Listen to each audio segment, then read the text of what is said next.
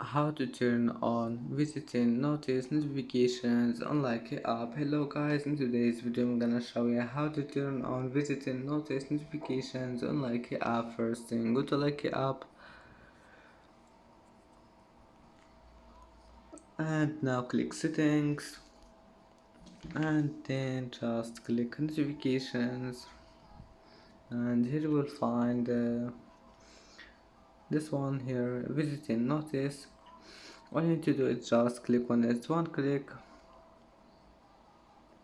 and as you see visitor notice have been turned on, and that's